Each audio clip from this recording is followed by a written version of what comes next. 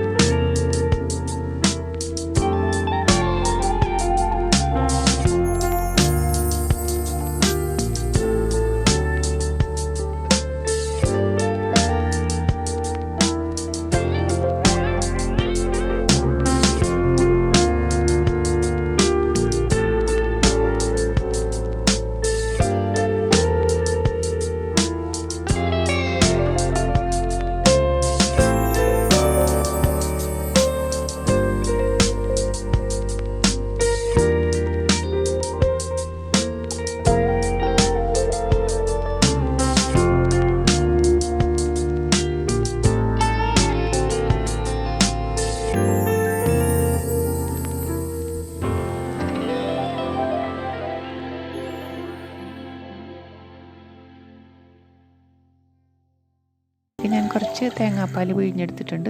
ഈ പൊടിയെടുത്ത ആ കപ്പിൻ്റെ അളവിൽ തന്നെ 2.5 കപ്പ് തേങ്ങാപ്പാൽ, രണ്ടാം പാലാണ് ഇതിലേക്ക് ആദ്യം ഒഴിച്ചു കൊടുക്കുന്നത്. അപ്പോൾ ഞാൻ ഒരു തേങ്ങയുടെ പാലാണ് ഇതിലേക്ക് എടുക്കുന്നത് കേട്ടോ. അപ്പോൾ അതിലേക്ക് ഞാൻ 2 പീസ് ചെറിയ ഉള്ളി നേരത്തെ എടുത്തതിൻ്റെ ബാക്കിയാണ്, കുറച്ച് ചെറിയ ജീരകവും കൂടി ഇട്ട് കൊടുത്തിട്ടുണ്ട്. പിന്നെ അളവെല്ലാം ഞാൻ ഡിസ്ക്രിപ്ഷൻ ബോക്സിൽ കറക്റ്റായിട്ട് എഴുതുന്നുണ്ട് കേട്ടോ. ഇതിലേക്ക് പാകത്തിന് ഉപ്പും ചേർത്തതൊന്ന് തിളച്ച് വരട്ടെ. ഇനി വെള്ളത്തിൻ്റെ അളവ് ഇതിലേക്ക് കുറവാണെങ്കിൽ തോന്നുകയാണെങ്കിൽ 1/2 കപ്പ് വെള്ളം കൂടെ ഇതിലേക്ക് ചേർത്ത് കൊടുക്കാം. ഇപ്പം നമ്മളിവിടെ പിടിയെല്ലാം റെഡി ആയിട്ടുണ്ട്. ഇനിയിപ്പോൾ ഇത് നല്ലോണം ഒന്ന് തിളച്ച് വരുമ്പോൾ ഈ റെഡിയാക്കി വെച്ച പിടി ഇതിലേക്ക് ഇട്ട് കൊടുക്കുക.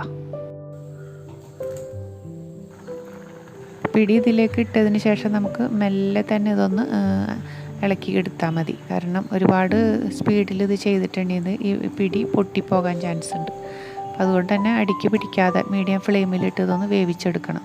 വേണമെങ്കിൽ നമുക്കിതൊന്ന് അടച്ചു വെച്ചിട്ട് വേവിച്ചെടുക്കാം കേട്ടോ. എന്തായാലും ഒരു 10 മിനിറ്റ് ഇത് നന്നായിട്ടൊന്ന് വെന്ത് വരട്ടെ. ഇതിലേക്ക് ഞാൻ നേരത്തെ 2 ടേബിൾ സ്പൂൺ അരിപ്പൊടി മാറ്റി വെച്ചിരുന്നു. ആദ്യം നമ്മൾ കുഴച്ചെടുത്തില്ലേ തേങ്ങയും അരിപ്പൊടിയും ഉള്ളിയെല്ലാം കൂടെ, അത് അല്പം വെള്ളമൊഴിച്ച് കട്ടയില്ലാതെ പിടി ഒരുവിധം വെന്തതിന് ശേഷം മാത്രം ഇതുപോലേക്ക് ഒഴിച്ചു കൊടുക്കണം.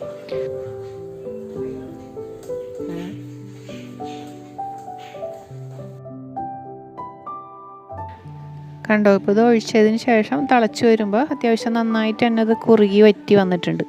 ഈ ഒരു സ്റ്റേജിൽ നമുക്ക് എടുത്തു വച്ചിരിക്കുന്ന 1-ാം പാൽ, നല്ല തിക്കുള്ള പാലാണ്, അത് ഞാനിതിലേക്ക് ഒഴിച്ചു കൊടുക്കുന്നുണ്ട്.